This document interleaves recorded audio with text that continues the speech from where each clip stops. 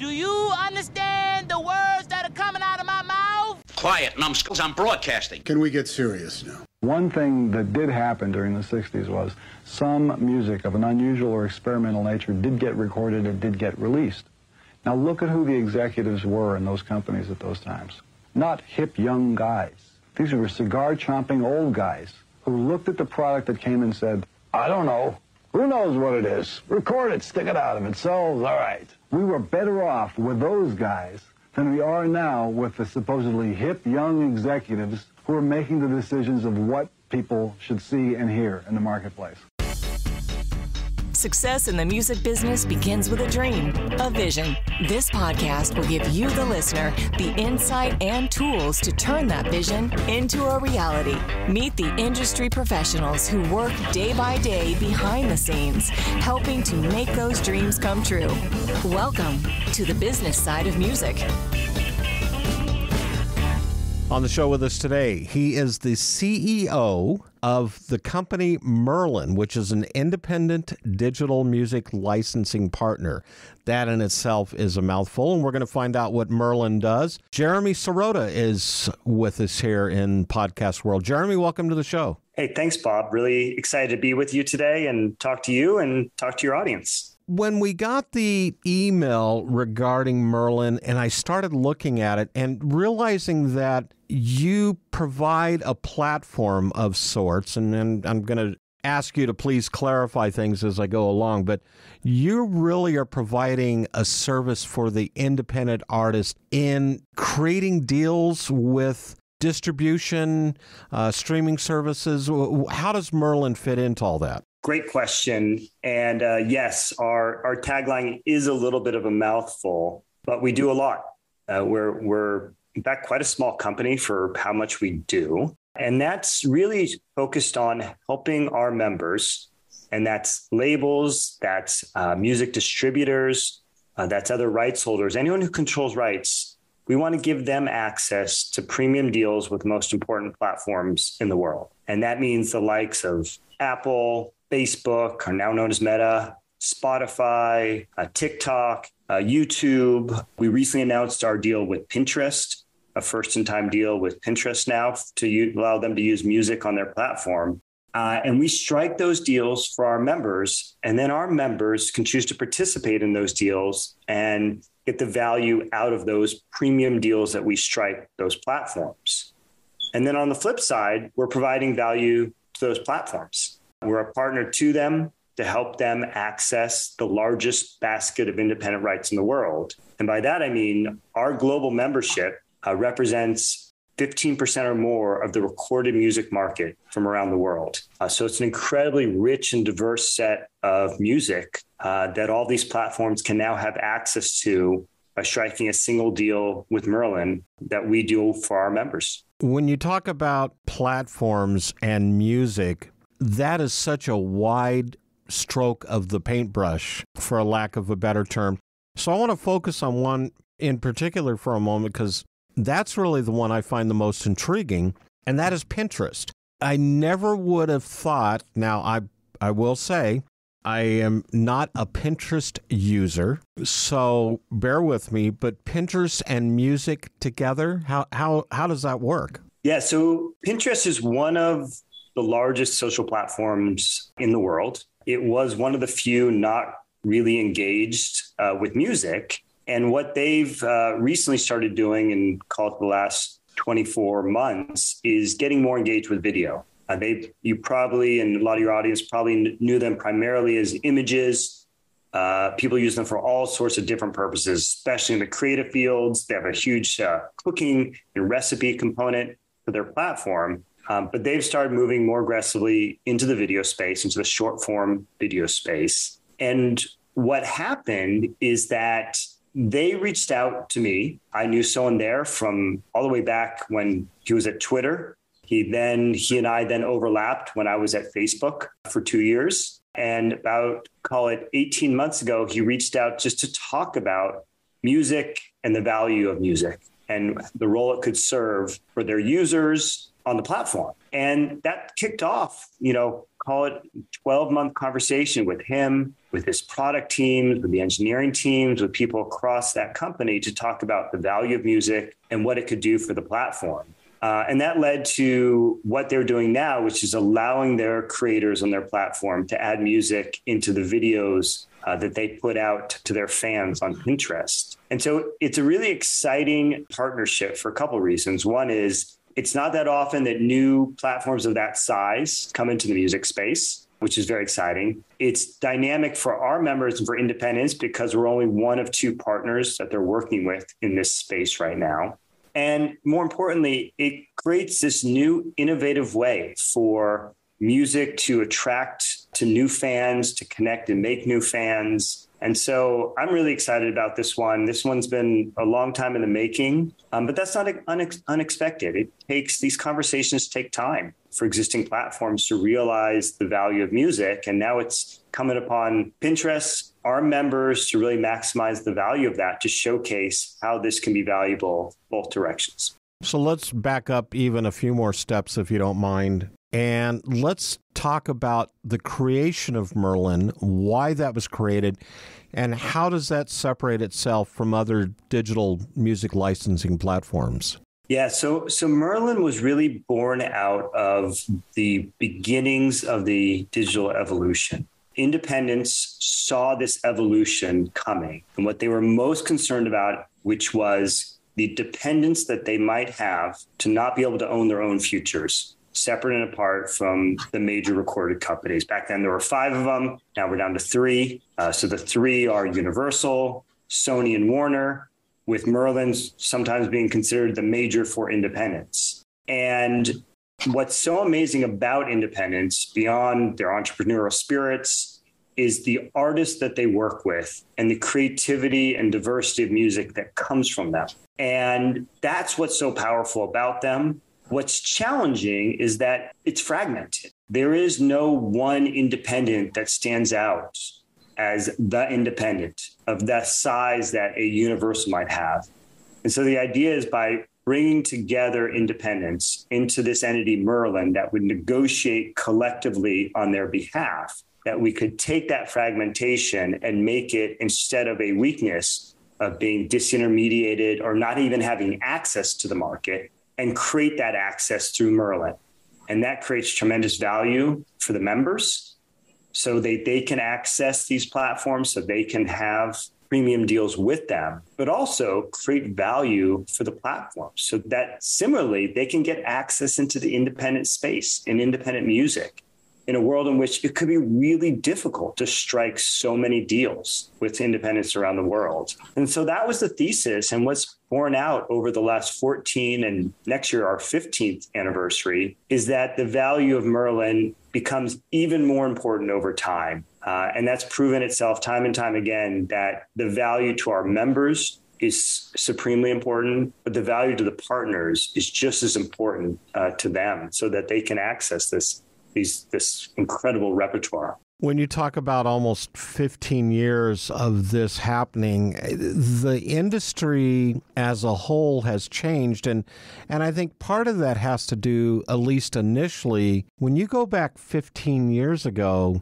the independent artist was almost a bad word. Oh, you're an independent artist. That means you don't have a record deal. You can't be successful. And those tables have turned, and now we have this great influx of independent artists that are being successful. But I wonder at the same time, do we reach a saturation point, especially when it comes to getting music out there from a licensing perspective, which is what we're talking about here, from the independent artist? Is it a culling process? Is everybody welcome to the table? How do you determine what's a good fit between Merlin and the independent artist? You know, some of the recent news, you and your audience may have seen, Apple recently announced 100 million songs available on their service. There's news out there about something in the nature of 100,000 new songs being released daily into services. I've said in this last 6 months that the industry has never been more cash flush, but release challenged. breaking through some of this noise can be very challenging. And, one thing I do know is that what Merlin does for its members and the value that accrues to their artists or their distributed labels, this is where our distributor members, some of our best members come in, is that they work with so many different label clients. The value that Merlin brings to them accrues to their advantage because it allows them to compete at a more equal playing field. So that as this decade of this digital evolution, it is getting more complex out there. It is really challenging to handle all the operational issues involved with working with platforms. The platforms are getting more complex.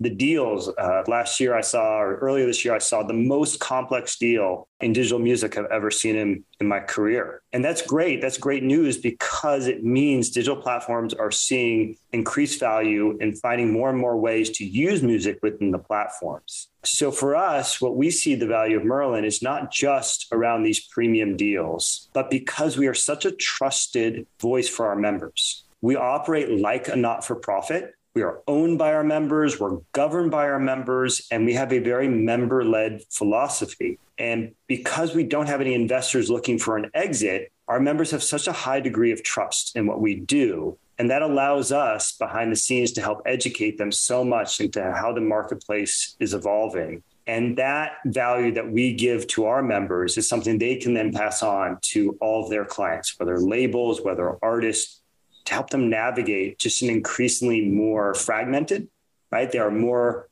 players out there than there have ever been.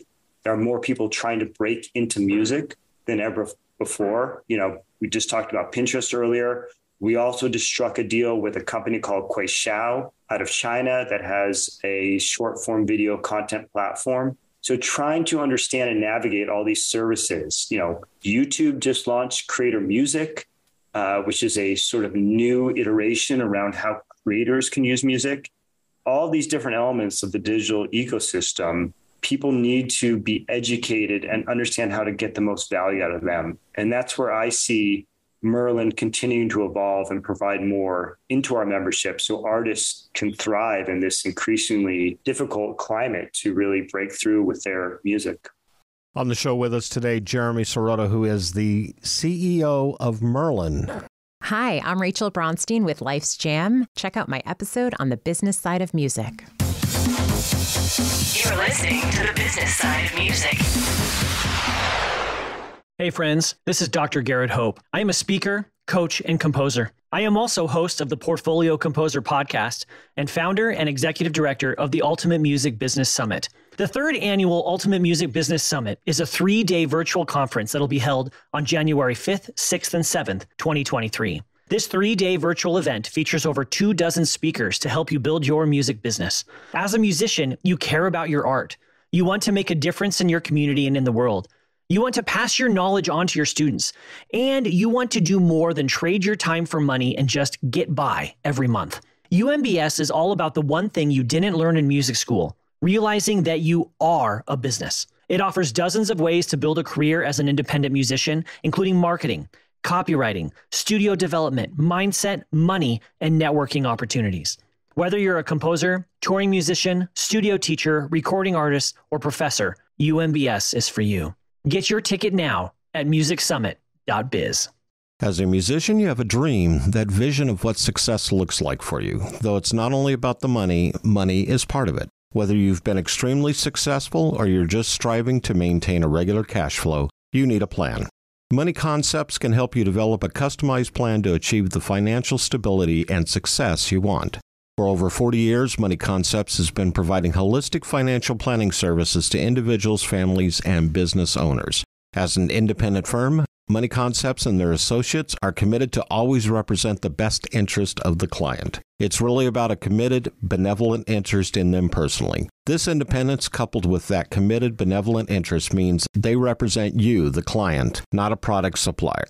It's not about selling products, it's about helping you achieve success. To learn how this can benefit you, contact my buddy, John Adams with Money Concepts at 737-867-9309. That's 737-867-9309. You can also email John at jadams@moneyconcepts.com.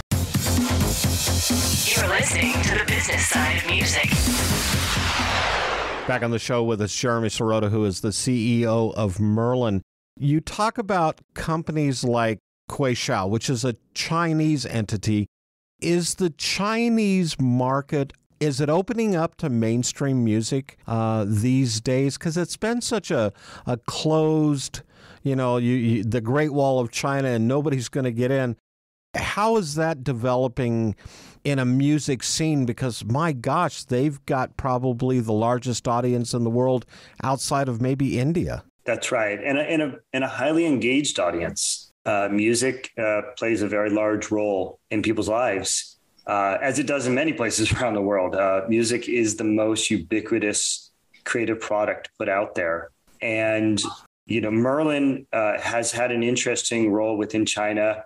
We were the first entity to strike non-exclusive deals with all three Chinese entities at the time. So that was Tencent, NetEase, and then at the time, Alibaba had a music streaming service. And that was really a breakthrough moment that really started to change how the music market worked there. We've been in business now with the Chinese companies for a number of years, going on 4 or 5 years now. And I won't say every single one of our members is thriving within the marketplace, but year over year, we continue to see the market share and the music consumption of our members' music increase. And what we're really focused on is that creating and really tapping into an increased appetite for the music that comes from our members, which, yes, is Western content, but is content from around the world. We just signed our first member direct from Iraq just a couple weeks ago. We have 3 members now from Turkey, which is first in time this year. And so when we think about content, we always think on a global basis because there's such a huge amount of it that flows through our members.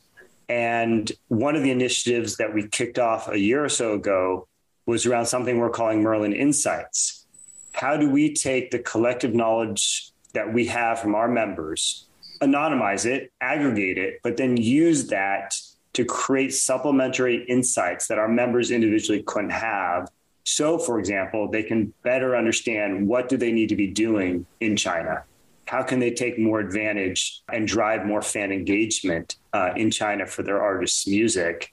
And that's something that's really exciting for us, something that we want to replicate, not just in China, but around the world with all of our platforms and to the benefit of our members, their artists. And how do we just continue to see an increase in independent performance, and particularly for our members and how well they perform on these platforms so they can continue to create and maximize the revenue for their companies so they can provide more and more to their artists. This is a 2-part question I'm going to throw at you. Do you consider China to be an emerging market for the world music scene? And are there other emerging markets at this point? I know you mentioned Turkey is out there. And of course, we look at India. India is one of our largest listening audiences for this show, The Business Side of Music. So China, an emerging market, or are they already a player? And are there other emerging markets out there yet to be discovered? It depends who you ask. If you're a Chinese-based music company, China's emerged. I would liken China for ex-Chinese music companies as still a growth opportunity. There's still more opportunity to engage and create opportunities. Korea and Japan are both well-established music markets. Japan's, one of the top 3 music revenue markets in the world, but for non-Japanese music, or non-Korean music, creating more opportunities in there for music is still a huge opportunity. India, of course, is a huge opportunity. There's a number of platforms who've had success there, but they've still struggled to convert from free to premium. That's still something that has not been completely solved for. So I think there's obviously huge opportunity in India, not just because of the population, but because of the deep interest in music. It's a very musical country. Egypt, I think, is really interesting. That's a very musically inclined country. Some of the biggest songwriters in the region come from Egypt. So it's something that I look to in the future for contributing more to revenue, a lot of consumption happening. So there's a couple places that I'm excited for. I think Turkey's also another exciting opportunity for other types of music. And a lot of these places, it's also about the music from those countries breaking through in other markets as well. And that's something that we are excited for at Merlin, because it's something that we can offer access to our members who may be a smaller country player or maybe a regional player, but may not know how to access or tap in or take advantage of other platforms around the world. So it's really, we look at it going in both directions. We've had a few guests on the show that have broached this subject in the past. One of them most recently was Vale Johnson, who's the bass player for Kenny G. And when we talk about overseas markets, and I can say this from my record label experience of 20 years ago, back in those days, and Vale was sharing this story with us, that in some countries around the world, bootlegging was, and I suppose still is, a bone of contention to deal with, at least with physical product. It's such a very difficult and dynamic consideration to deal with, or maybe I should say it's a very difficult component to deal with. Do you see that same problem, especially when you get into emerging markets, or maybe even some of the smaller established markets, from a digital perspective? Is there a trust issue that you have to take into consideration in regards to ensuring that you get the proper payments, the proper fees for your artists? There's probably two ways to answer that. One is just around what we do at Merlin, which is beyond just what we call premium deals that allow our members to compete at a higher level. We also take on responsibility for collecting reports, royalty reports, for collecting payments. And what happens when you are an entity that represents 15% of the global market share is that simply means you're first in line. And that when you come knocking on the door, we can knock louder and it gets open more for us. So in terms of collections, it's one thing if your music's played, it's another thing if you get the money for it. And so that's an area that we play a really big role in. We have a really strong finance team. We just announced we have a new CFO who I'm quite excited for what he's going to bring to the table. He's got a deep experience in music.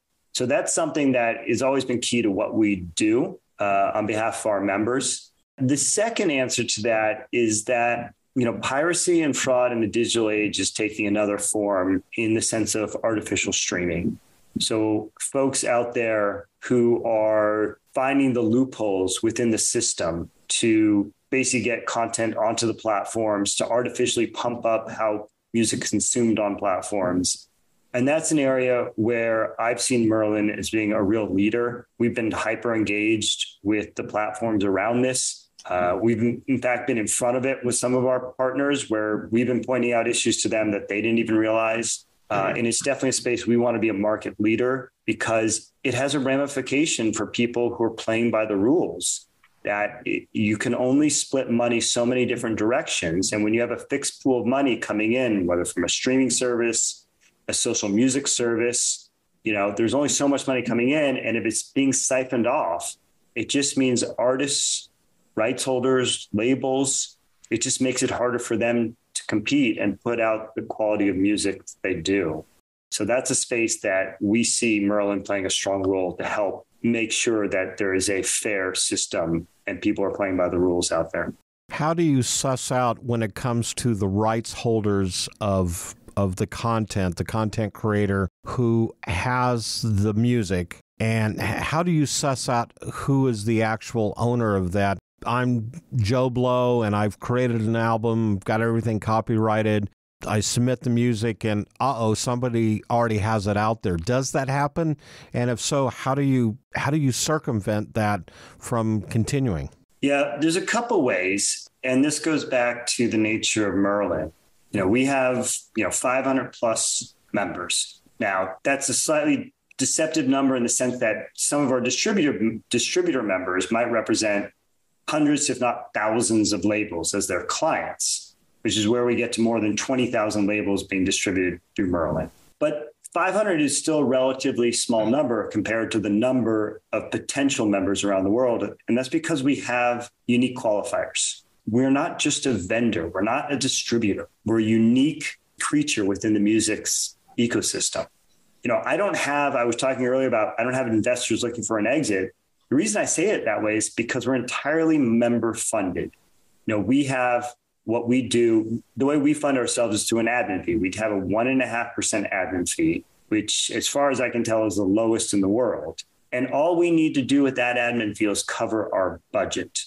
And once we've covered our budget, we can do all the work we need to on behalf of our members. And the reason I bring all this up, to come back around to your question, is that, we look really hard when new members join. And some of the qualifiers that we look at are ensuring, what are the protections you have in place to ensure that you won't be distributing content that you don't own or that your client doesn't have the rights to. We work really proactively with our partners on this basis. And in fact, we've issued best practices rules to our members about what they need to comply with. And we do regular check-ins with them if we see things that look askew to us. So we've taken a very proactive approach to this space because we think it is so important to ensure that people playing by the rules are the ones getting paid for their content and the way it's being consumed by the people who love it. On the show with us today, Jeremy Sirota, who is the CEO of Merlin. Hi, this is Jonelle Mosser, and you're listening to The Business Side of Music. You're listening to The Business Side of Music. Whether you consider yourself a musician or not, music is all around us, and it affects our everyday lives, whether it's background music influencing our shopping habits in a store, organ music adding the vibe to a baseball game, or a playlist convincing us to keep going on that last mile of a run.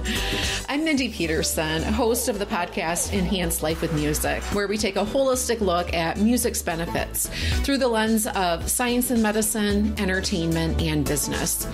You can find me and Enhance Life with Music at mpetersonmusic.com/podcast or wherever you get your audio.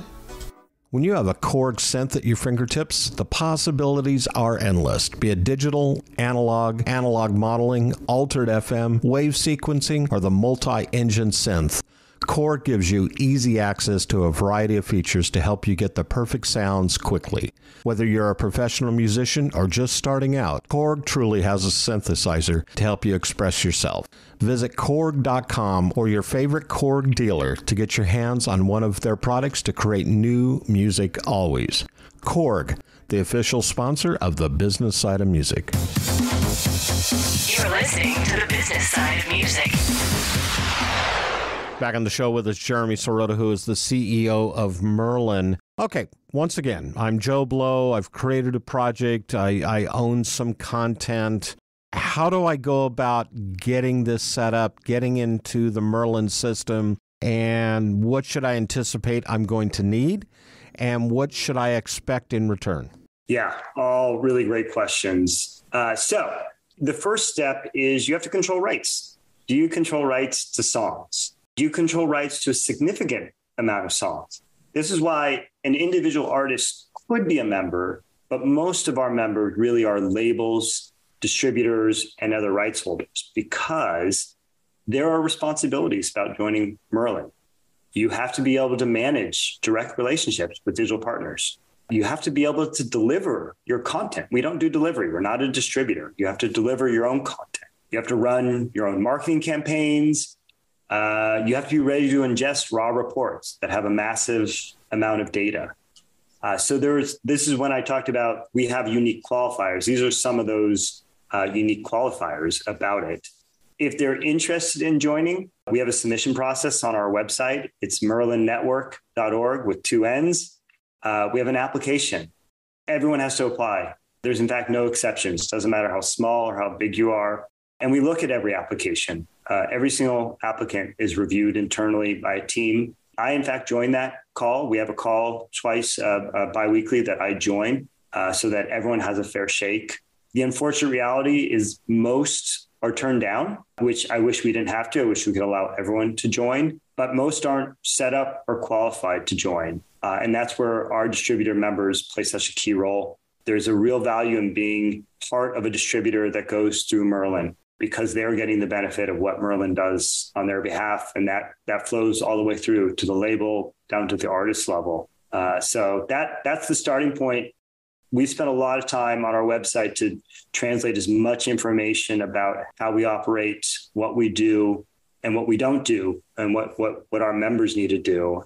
So I definitely recommend anyone take a look there. And if they think they meet the requirements, that they apply online, because it will get looked at by our team. Is there an application fee, a submission fee of any kind? No, there's no application fee. In fact, there's no other fees other than the 1.5%. That's the only fee we charge. That's why I talk about operating like a not-for-profit. We do a lot of things that are quite unique.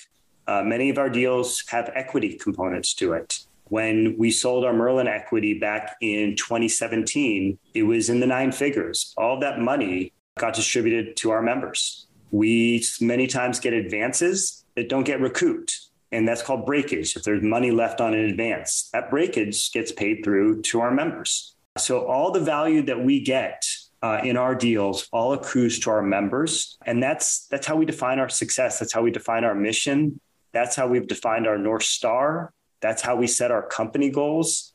Everything is about how do we drive value to our members. And it's a really powerful mission that I've become, I didn't come in thinking I would be so touched by it, that I'd be so moved by this mission. But it really drives the entire team around the world. And it's a small team. We're only 40 people representing 15% of the global market share. That is a very small team that punches well above their weight. And I could go through each and every single one of them and tell you how much they do on behalf of our members every day. But it really is what drives us. So once again, people can find your company by going to merlinnetwork.org.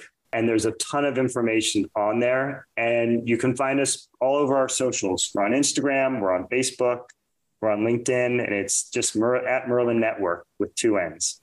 Jeremy, thank you so much for being on the show. I really appreciate you having me and the opportunity to talk to you and your audience. The Business Side of Music is the creation of Tom Sabella and Tracy Snow and is produced by Bob Bender. The Business Side of Music is recorded at Music Dogs Studios in Nashville, Tennessee. Production sound design by Keith Stark. Voiceover and promo by Lisa Fuson.